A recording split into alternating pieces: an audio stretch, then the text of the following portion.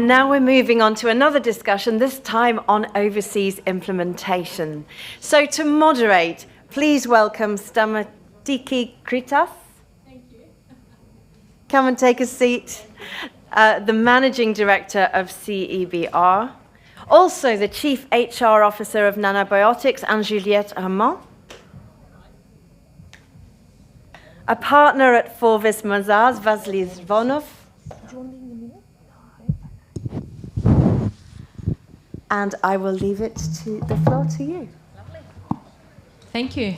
I should actually register myself with my Australian name, Stam. It's a lot easier than my Greek name. Thank you for having us. It's very nice to be here. Thank you for inviting us. And we have prepared a nice discussion. We have already started the past 20 minutes. I think Ida is here with us. Yes? I'm here. Thank you. Good morning. And you can hear us. Lovely. So just to start, I would like to ask my co-panelists to introduce themselves, to tell us a little bit about who you are, where you're coming from, what's your background. We will be discussing how companies from, or ventures from Europe are setting up in the US. We'll focus to the US, although there's a lot of different markets, but that's for next year and the year after. So that's the topic. So please tell us, we'll start with Anne, and then we'll go through the panel. Allez, let's go. Hi, everyone. Nice to see you here. Happy to discuss with you this important topic in the life of our respective biotechs and companies. So my name is Anne-Juliette Armand. I'm the Chief People Officer of Nanobiotics, which I joined something like almost 6 years ago, 5 years and a half.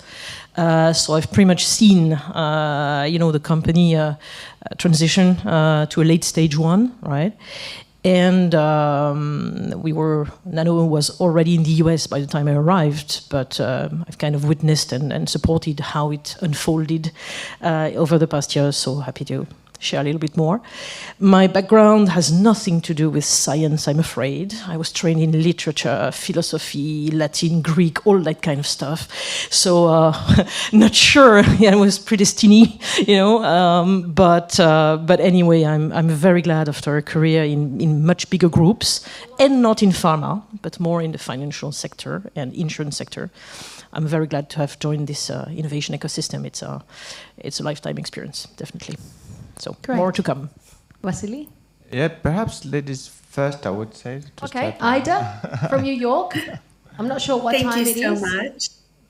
It's about 5 a.m. So, Great. So thank you. Well done.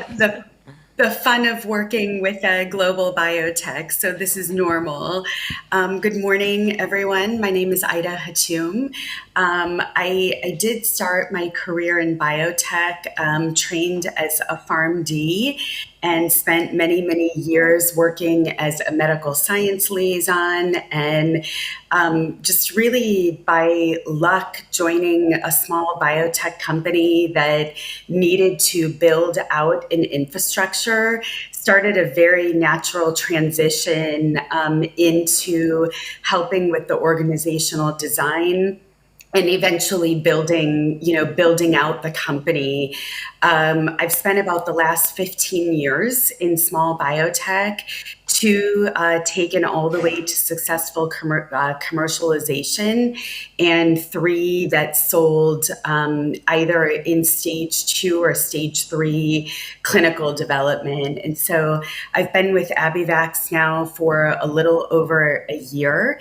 When I joined the company, we were still solely based in France, and we did successfully list on NASDAQ and build out a US entity. And so I look forward to sharing that experience with all of you today. Great, thank you. And Vasily, then. Yeah, great, thank you. Nice to see you. I am Vasily Zvonov, and I've joined from Forvis Mazars, and I've joined Mazars since 20 years now. I'm French CPA and a partner of Forvis since 5 years. I am dedicated to the international accounting projects, actually, so I'm helping the international firms in setting up their business in France. And on the other side, I'm helping French companies in setting up their business in the rest of the world, and especially in the US. It's a very attractive market, with a lot of possibilities for French companies. So very often it's the good right step in their path, and we will discuss it later. So happy to be here, happy to participate to this round table, and of course I'll be glad to answer questions and share some insights about a US journey for a pharma company. Great. We will take questions, so please jot them down because we will ask you and we'll handpick you to ask. I think I'll start with Ida, but only because the journey is very recent. So you were a French company here in France and you decided that you want to go to the US. What was the main drive for that decision? I mean, everybody sort of probably asked you that question, but how long did it take for you to actually formalize, that strategy, and what made you go over past the Atlantic? Yeah, thank you. Thank you for the question. So I think some of the decisions were made slightly before I joined the company, but I'll give you a bit of a timeline. So I came to the company last year in May. Our IPO was in October, so the timeline was very, very fast. Just prior to me joining, we also had a new CEO join the company. It's someone that I worked with at a prior company, Mark DeGaradel, who has extensive experience with NASDAQ. And so the two of us came on and we knew that it would be very fast from that point on. So the decision really, I think in my mind was simple, but it probably wasn't, exactly visible to everybody else. But really, we wanted to open up access to capital to the company, a more global reach, and enhanced research and analyst coverage. So those were really three main drivers. But then on the back side of it, NASDAQ brings a really strong focus to technology in the biotech sectors. And so that alignment with NASDAQ really opens up your focus, your drive for innovation, and really brings, I think, an enhanced credibility to the company. So those were really a lot of the main reasons. And so we took the legacy team that was there very, very quickly, opened up our US headquarters and started to put all the pieces in place, with investor days and, getting our story out there so that we could have a really strong IPO. Great. I think an excellent example of how agile this sector is and how, we have to sort of make decisions quick as opportunities arise. And Juliette, you've been there for a few years now. Was the pathway similar? Is that why you went? And because you have the experience of being there for so long now, for a few years, I should say, has it changed the way has your strategy changed? Has it given you opportunities that you wouldn't have here in France? Well, there are commonalities with what Ida just described, right? But each of us goes to the US depending on their own strategy, right? So Nano went there back in 2014. So yes, indeed, it's been 10 years plus. And originally, we didn't go there at that stage for capital access, because we were IPO'd 5 years later, only on the NASDAQ. We were already on Euronext, of course, but NASDAQ came way later. We went there to be at the heart of the ecosystem in Boston, in Cambridge, basically, for BD, business dev reasons, and I'd say probably also for the access to an ecosystem, for the talent pool you can find. You know, I'm in HR, so I'd say that's usually the reasons why you go there, right? Either money or immediate money, more than what you can get here. It can be business dev strategy, considering partnerships and everything. Could be footprint on your future market, and it was clear to us, as I'm sure to the colleagues in IBIVAX and any of us, you know, the importance of the American market. We are in oncology, so that's something very strong. So we knew we wanted a footprint, right? But primarily it was not the capital access. Now, of course, this came later, and yes, I agree with Ida. By being IPO'd on the Nasdaq, you have access to a variety of investors, of long-term, specialized institutional investors, which are extremely useful to your late-stage development, that's for sure. So primarily we went there. I'd say, well, we will discuss lessons learned, right? But yes, it was helpful to us to be in the ecosystem, to see how business is done there, how you connect, how you consider innovation, to fine-tune also I'd call it the equity story, to fine-tune how you approach investors. And it takes time. My experience is that you don't show up one day and you know how it's done. It is not true. The culture is different. The way you find your way in this ecosystem, you could say a lot about it, Vasily. It's different, so you have to comprehend it and be ready to invest a little bit of time. That would be, a first key way for now. Yeah, sure. And it rings a bell because actually what you're saying is very interesting. You need to set up a clear strategy about what do you want to establish in the US. It's not only about raising money or having new investors or being on a Nasdaq. It can be because you really need to have access to a talent pool. It can be because it will enhance and accelerate your innovation. It may be because you have a personal project to go to the USA because it's you will feel better there. So you have several paths, and it's important before to start and to build these first steps of your project to be very clear with your strategy, and then of course decline the tactic about how you will reach your goals, and that you really need to select with attention. No? It's important. Yes, sorry, and Juliette, I just shared with my mates earlier in the lobby that I've read a very short paper by a researcher in France. His name is Philippe Zilbertzan, and he was building on the Mario Draghi recent report on innovation in Europe and stuff. And he was saying it's fun because Draghi makes a very good diagnosis on why it's not so easy to innovate in Europe, and barriers and mindsets and everything. But he goes with a solution which is, hey, inject more money. And this researcher, who is a bit of a, he likes to be itchy a little bit. He says, look, guys, I don't think more money would make any difference if we don't change the mindset. If you admire the way innovation is done in the US, it's also because the US dare to embrace capitalism with what it means and to have a mindset which is conducive to that. So, long story short, we could debate, that's not the point. But I think when you go there, go also with the mindset that you might learn that. You might grasp it in a different way than you would see it from here. And I'm certainly not bashing Europe. We'll discuss the strategy. We have our strong footprint is here, is intended to stay here. So I'm not saying but I'm saying having a foot on both sides of the Atlantic teaches you a few things on how you embrace innovation, funding, etc. And you always have to keep in mind that even though the US is a kind of close country for all of us, and we all know people from the US, we are used to let's say, communicate and to interact with the US, it's still a different country.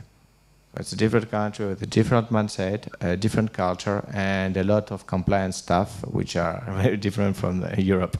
So always keep in mind that even if it seems to be simple, it's not so simple as we believe it.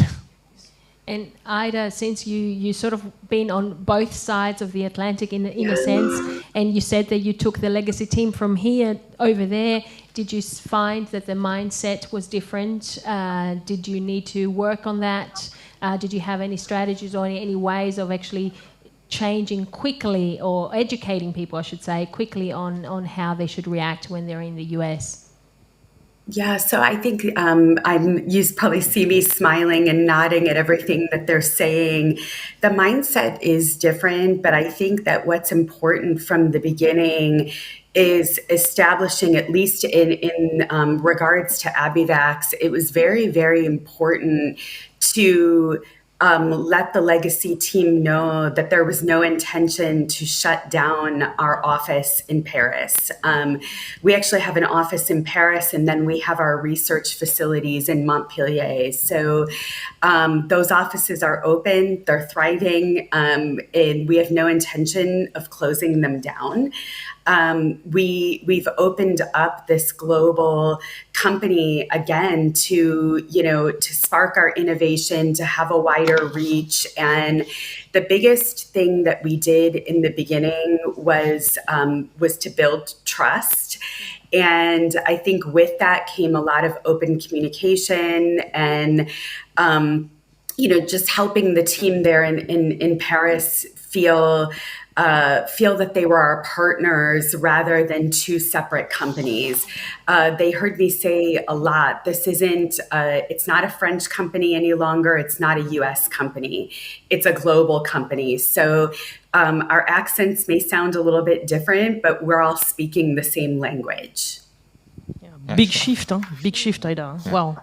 Yeah. And talking about the shift, sometimes what happens is that what we've seen, and we've advised it in several frames, is that initially you are a French entity and you establish a subsidiary in the US, but with the time and for some compliance needs and so on, you will change and you will inverse things and set the US company is a mother company owning the shares of the French one.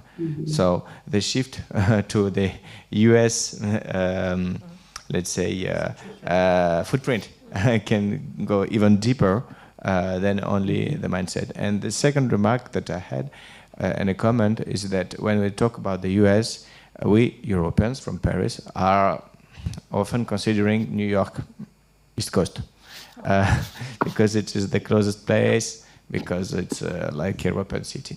But US is a huge country, it's a continent with a lot of states, and even from the compliance perspective, you have the federal tax rate, 21%, but then you have in each state, so 50 states, you have specifics in each of them.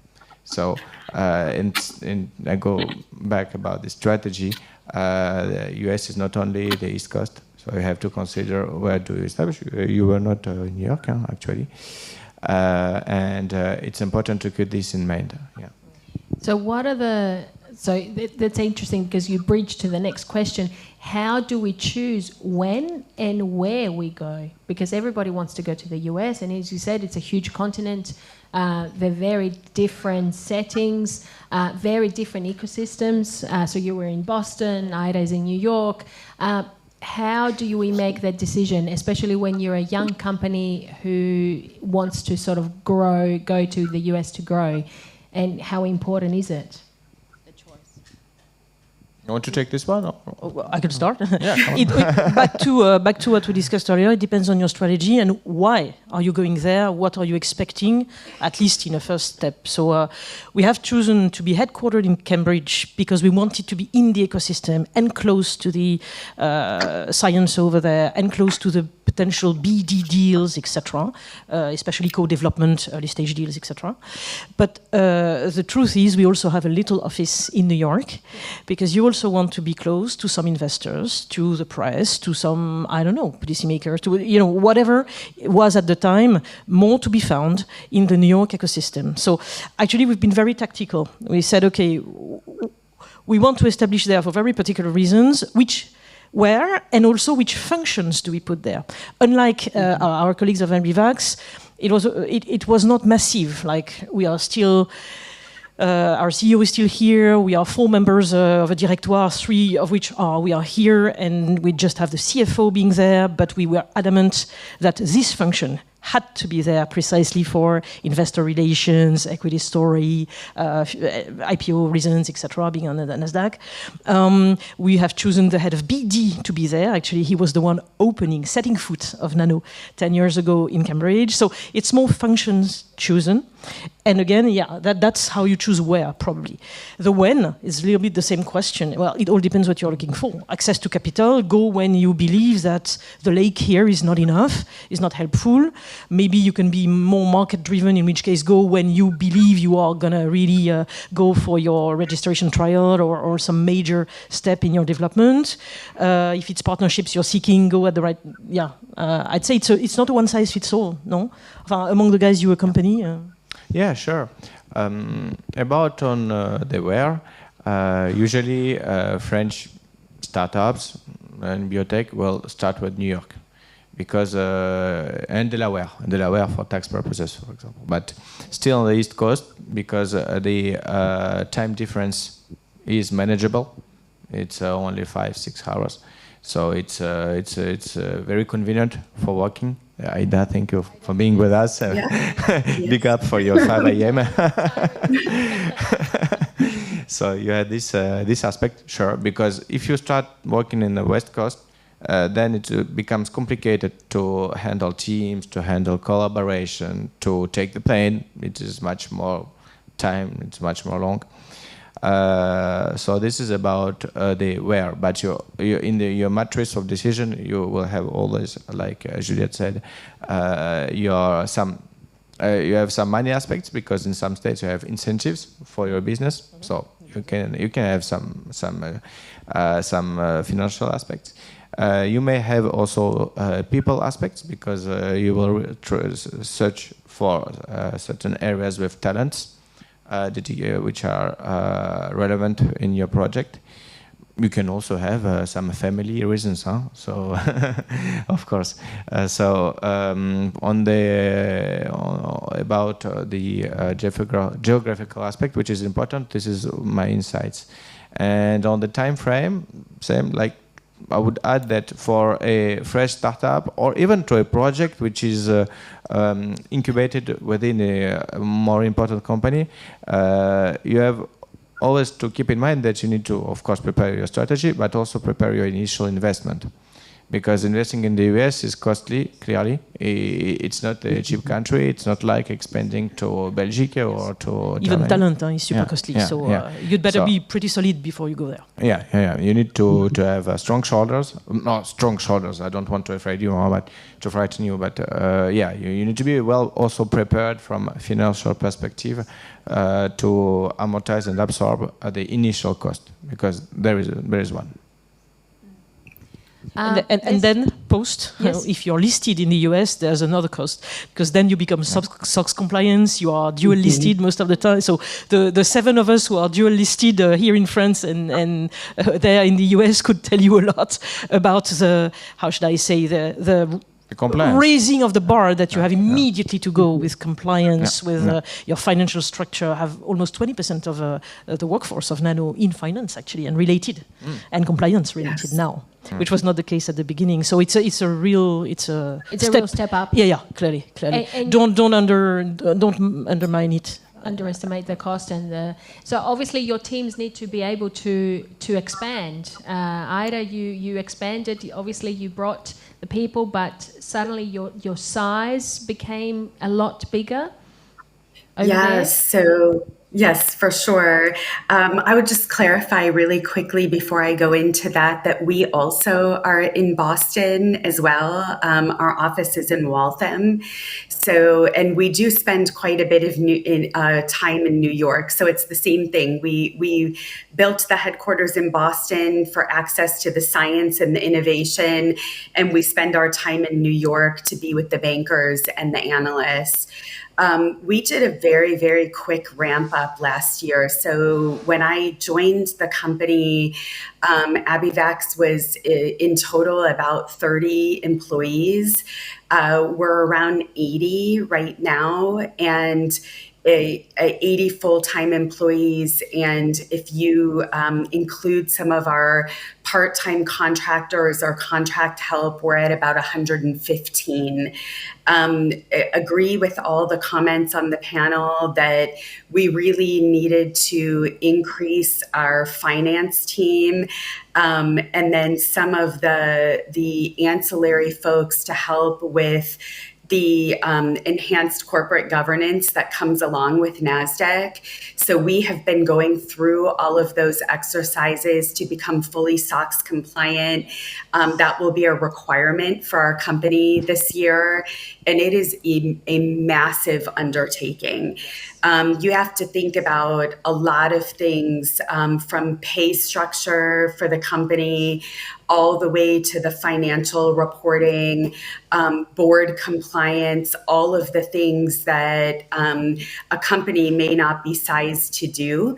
We were lucky here, I think, from the regard that I've done it before. A couple of the folks that were in our finance team have also done it before. And so we knew, what external help we would need, and then, what we needed to put in place to make sure that that was going to happen. Even with the past experience, it's a huge undertaking. I mean, months and months and months of work behind the scenes that, if you're not prepared for, you could drown in it. So, that's something certainly that a company needs to think about, at least setting up the right strategic partnerships to help with that, because it's something that you can't get out of once you list on NASDAQ. It is going to be, a requirement. And so you have to have everything in place to make sure that happens. I can sense that both Anne Juliette and Vasily have comments, because I can hear Anne Juliette rings a bell. agreeing with everything you say here, Ida. Anne? Yeah, it led me, what you said, Ida, to highlight for the audience also the skills component and the culture change component of such a shift. For a shift, I'm not saying you entirely go to the US, but just opening a business there, whether it's a real subsidiary, whether it's just some key functions, whether you shift your headquarters, whatever you do, whatever the size, let's be aware that you change the culture of your company, and it doesn't go in 1 minute. Certainly not. There are fears. Ida alluded to that. You have to keep an element of trust in the guys who have made the success so far, and could feel either in danger or maybe overruled, or is that am I poorly judged here because I'm not good enough all of a sudden because I don't know the American market or whatever. So you have to be extremely clear on who's part of the adventure, what has everybody to bring in, and make it a collective effort that does not split, which is not clivant, but which is a united effort. And humans being humans, it is not as easy as it seems. So the, let's say, old-timers on that side of the Atlantic are going to be like, are we becoming not the fancy guys around the block, or the, something like that? And on the other side, especially if you bring new guys in, you need to avoid the opposite syndrome, which is, hey, I know it, been there before, gonna teach you how it's done. Because that's a killer too. And I'm sure you can relate. I see you nodding and nodding and nodding. I'm nodding as part of your recruiting strategy over there, as you bring people who are both A, newcomers to the adventure, B, of a different culture, you multiply also the hurdles for the mayonnaise to work in the end. So you have to be super careful on who you select, the agility, the cultural agility of the newcomers, while you continue to accompany the old-timers in their own personal shift, trajectory, adventure. Sorry, this is a bit HRE. I'm a CPO, but it's it's an important ingredient. If not, what you end up having is a split, is a them versus us. How comes they have more money and their income is higher? Yeah, but you guys have more, I don't know what, days off, etc. And it becomes an endless stupid them versus us battle, which does not help you. You have no time to lose in this. Usually when you go there, it's because you want to attack this market or being IPO or so no time for crap, if you allow me, and keeping your guys with you is not so easy. So yeah, and then on top comes another difficulty. Then I'm hand over. Sorry, very talkative. I'm French.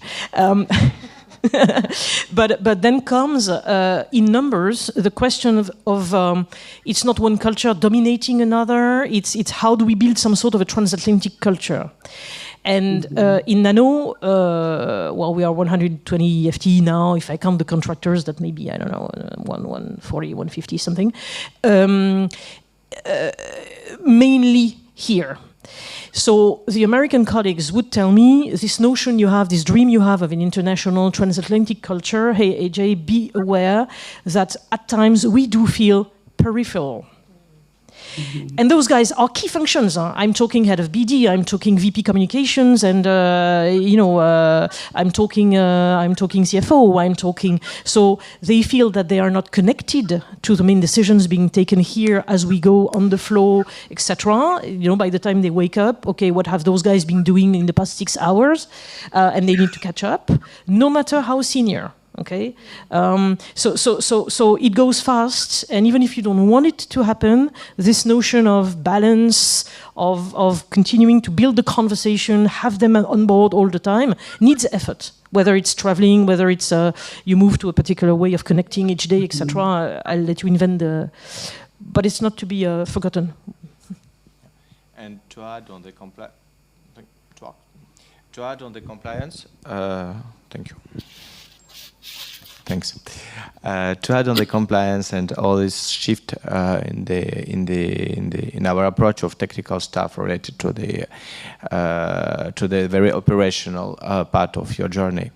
The first one, it would be my advice, is to when you establish your entity in the US, is to be helped by an advisor, so a lawyer, of course, to help you in the incorporation process, to help you in navigate either you moved with an LLC, limited liability company, or you choose a C Corp, which is a social form mainly used by biotech and pharma entities in the US, or even an S Corp. So you have different options for this.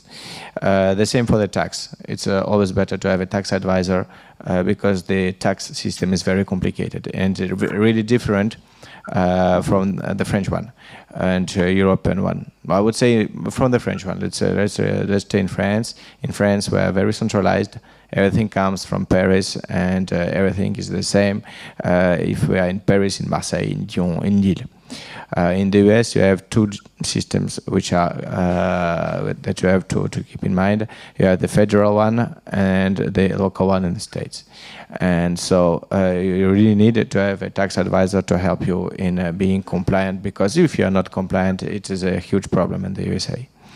Another part to have in your scope and from technical point of view is the sales tax.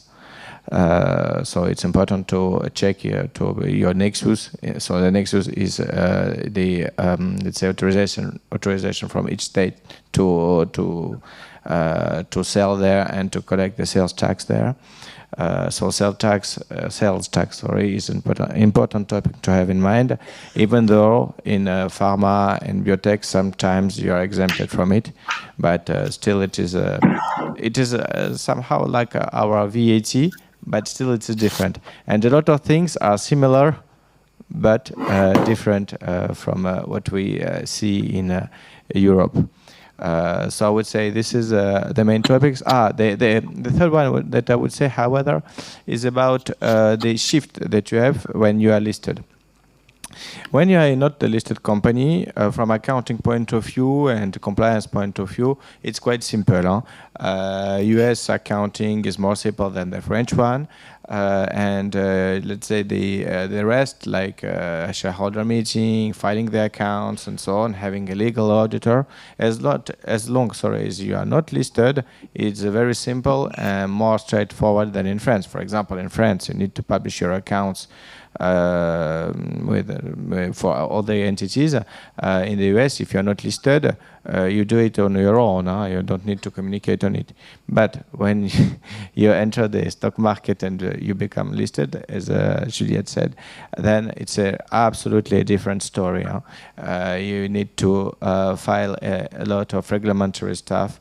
You have to be SOC compliant, so perform a lot of audits inside your entity to show that you are compliant with all the regulations related to the stock market. It is normal because in the US it's important to protect the investors. So it's investors first. So be very, let's say, careful on it and keep this in mind that the compliance cost will really expand and explode when you are listed. So I think the takeaway message from all of this is that we need people on the other side.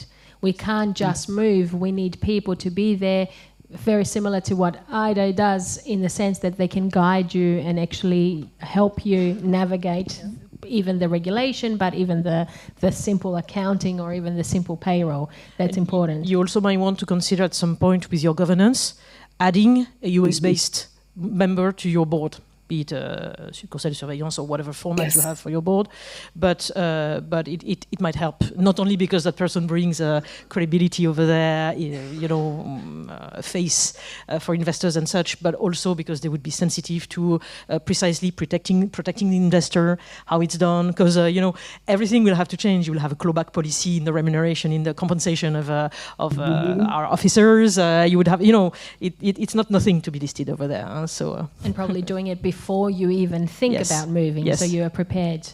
Sorry, Vasily, you have a comment. A quick remark, about your patients. Yeah. In pharma, in biotech, you very often have a patient to protect. And it's important because it's a very competitive market. So before you enter the USA, really cross-check that your patent and your licenses are protected. It's absolutely important for a business and very important to keep this in mind. Don't go there just without thinking about it. Yes, okay. We do have 5 minutes left and we should be taking some questions. Are there any questions from the audience?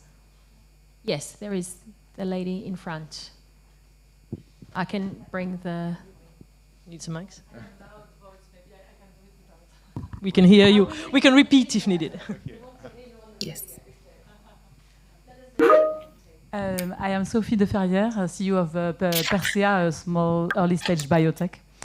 For us, the US is not in the next year, it's in many years, but still it's very interesting to figure out what it will be. And my question is, you're all talking about the East Coast, like Boston or very close Boston. And my feeling is that biotechs in the US are developing elsewhere as well, and that it may be less expensive to settle elsewhere, a bit more far from Boston, which is very expensive, as well as California. So I was thinking of Pennsylvania, of South Carolina, and other states like Ohio, which are developing a strong healthcare ecosystem. Ida, any comments since you're over Yeah, there? I was going to say I could speak to that a little bit. So I actually live in North Carolina. So I fly to Boston when I go there. And there is a huge shift in biotech coming to the Carolinas. I don't know as much about the companies setting up entities in Ohio. There's a lot of manufacturing that's setting up there. But I would say that, specifically in the Carolinas, the states are giving very large tax breaks to companies that are setting up here. And so it is a financial incentive for the companies to come here. And you're not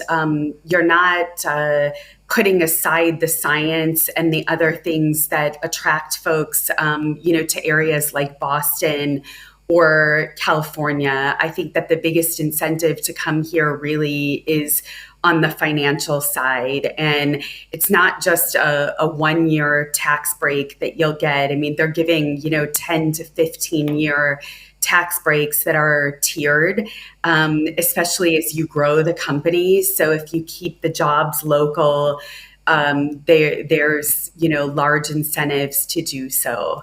So I think that it depends on really what you're looking for, and where you're trying